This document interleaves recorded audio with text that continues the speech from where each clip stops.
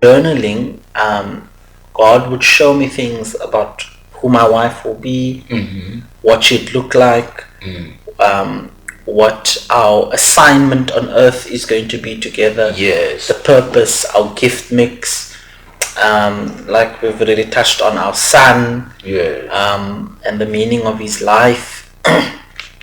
And so I would just write these letters, dear future wife. And you don't know her by that And time. I don't, and I've never met her, I've never known her. And she did the same thing. She was doing the same thing, but my wife is a dreamer, and she loves dreams. So she got a lot of dreams from God, and you saw, I think, one of her journals where she was writing dreams about what God was. Actually, she was showing me showing her about me, about our future, and so she also started journaling. And you, on top of that, after you write the book to your wife, you now wrote another book which is called The Psalms of Gabriel. Yes. Have you released it yet, this one? I've released the first one, but not the second one. Not the second one. So there's still the second one that's going to be released. Yes. What is this book about? What is it for? It's about worship. So it's about, it's a trilogy, it's a 3-series book. Okay. The first one is about the Tabernacle of David. Okay. So restoring altars of worship. And then the second one is about the heartbeat of the Father. Yes. So basically rekindling revelation of who God the Father is. Yes. And intimacy with Him. Wow. So since you guys are prophetic, you understand, because all of what we're just talking about now, it's just making, I can say it's just laying layers for the great thing that we are going to talking about, which is the prophetic. Because you guys are prophetic, you understand, in all these things you are writing each other letters and you don't know one another. You are writing each person's name and you don't know, you understand. So that already it tells you that you guys have been prophetic even before your marriage, understand. And you've located each other through the gift of the prophetic. So the prophetic helped you to be here, isn't it, because of your discernment? No, you understand. Exactly like that. So but now, as we just talking about the prophetic, because a lot of people want the prophetic, a lot of people, they want to be prophetic, but they don't know how to be prophetic, you understand. They don't know what is the prophetic, they don't know what is the prophetic for, they don't even know, you understand. They just hear about the prophetic. So I want you guys to speak and tell us that why should people be prophetic and what is the prophetic? Before I give an answer, I'd like my wife just to touch on. I'd like to break one lie that people believe. Many people believe that they have to become prophetic. You don't have to become prophetic, you are prophetic. Yes. You are prophetic, everyone is prophetic. So because if you have a dream, you are prophetic. Because it mentions in the Bible that there was a time in Israel where people would have no dreams. My God. The heavens were shut up. Can you imagine not having a dream? Yes. Can you imagine not having a dream? There was no I don't even know how I'd function. Because dream life is such a big part. It's a love language with me and the Father. You know? So even when you trying, like me, I love to interpret unbelievers' dreams. Because I find God always trying to reach out to them through dreams. Wow. You know? So the fact is, we don't, everyone does hear God.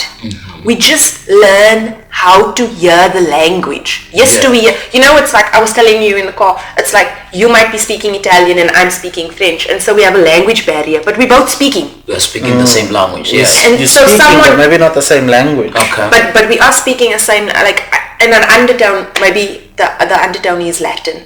It's both come from there. So sometimes we just have to learn that, you know what, in the prophetic, there are metaphors, there are symbols, there are colors. You know, the Bible speaks about 22 languages of God, all attributed to the prophetic. Yes. 22. Like in the book of Daniel, it speaks about enigmas. So how does a person, since you say people don't become, they are prophetic, how does a person discover then that they are prophetic?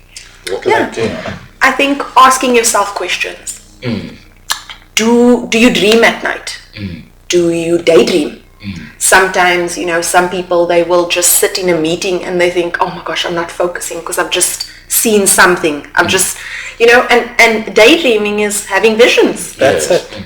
You know, some people have open eye visions. Some people have closed mind visions where they just see something and it's like, oh, what was that thought?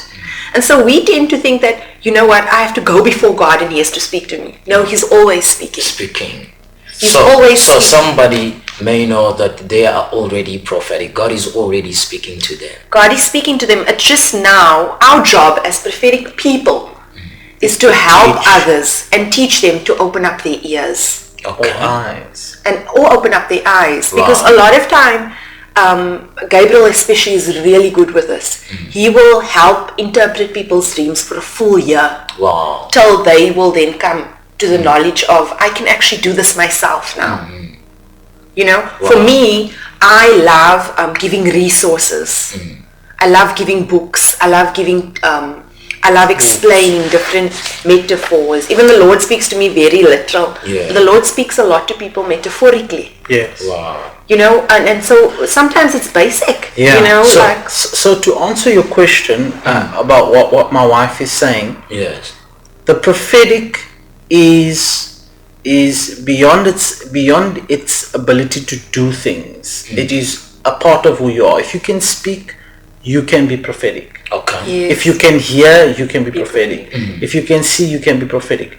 God, when he created Adam, he told Adam to name the animals. Yes. And like I was saying earlier, the word Shem in Hebrew means to give something function. Yes. Or to give it authority and glory to. Like, so when he called a lion, it wasn't just the fact that he's calling a lion. He was giving that being or that beast the attributes of a lion. He was forth-telling it. He was forth-telling it. Yes. So, from creation, God spoke, let there be light, and there was light. That is prophetic. Wow. So if we are the image of God, we are born prophets. We are born So by prophetic. the virtue of speaking, yes, you can be prophetic. Jeremiah says, I knew you before you were born in your mother's womb. I called you to be a prophet unto the nations. So before you even came to earth, God had already outlined that his prophetic mandate. There's a prophetic destiny. Yeah. Yes. Now somebody is asking that, okay, I can hear you guys speaking about the prophetic, speaking about being born a prophet and also being prophetic by the nature that you can speak and see, hear. But okay, I hear you, but I've never been told what is the prophetic. No, very well. I don't know what is the prophetic. So what do you say to somebody who say, I just want you to define this thing. What is this thing called the prophetic to me? Let's summarize it like this. Yeah. So let's use earth and space. Yes. So earth is where we live, right? For you to go to space, you need an astronaut suit. Okay. To function. Yes. In that space, area, in that space. Now the same way God has created us, we are a spirit being that has a soul that's living in a humus. Humus meaning human body, the etymology of the word. So spirit having a soul living on earth in a human body. You can't just be a spirit on earth. You need an astronaut suit, which is your you need a flesh. You need a flesh. Okay, so God is always speaking from heaven to earth because the word proceeds out of his mouth.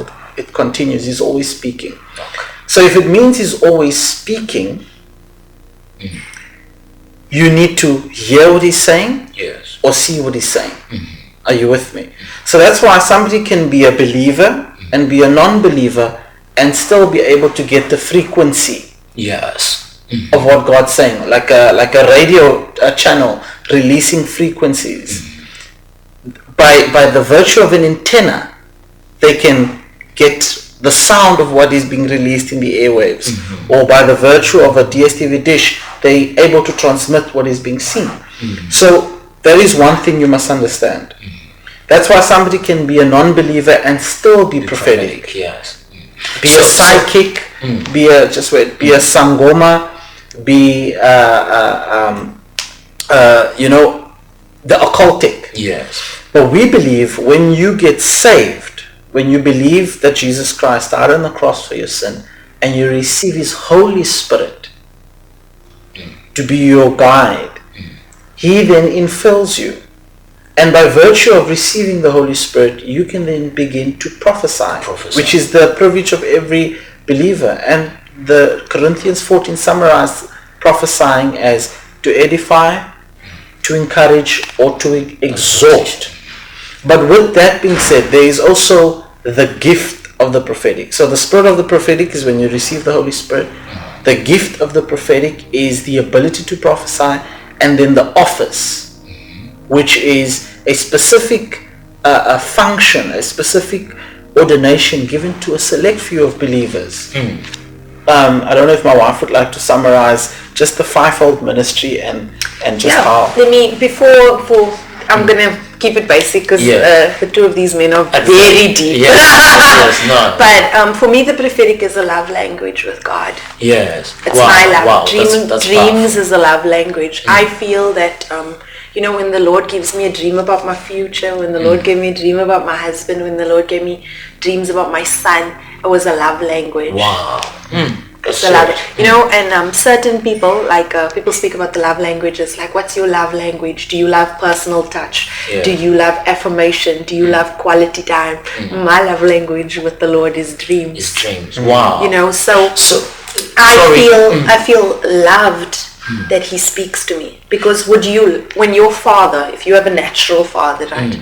Your father and your father, I know some people have not had present fathers in their lives, but then there are other people that have had present fathers in their lives, and you can see a comparison. A good natural father is someone that's involved in their child's life. They're asking who you dating, if you're dating. They're asking what you want to study.